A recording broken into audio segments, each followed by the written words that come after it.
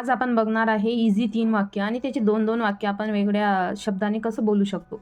मला खूप भूक लागलेली आहे. तर आपण I am very hungry. Hungry म्हणजे काय तर खूप भूक लागणे.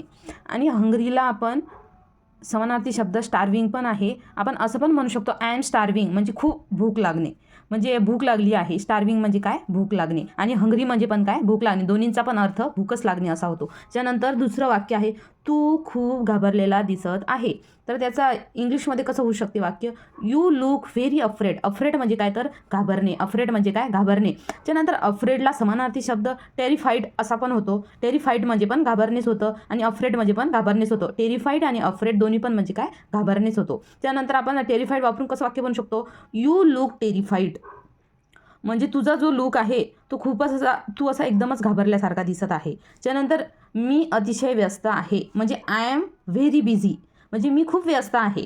मग आपण ते बिझीला स्वामिट पण म्हणू शकतो.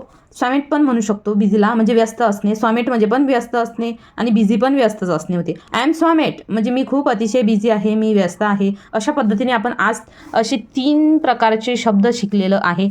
एक म्हणजे हंग्री आणि स्टार्विंग म्हणजे दोन्हींचा पण अर्थ भूक लागणेच होतो.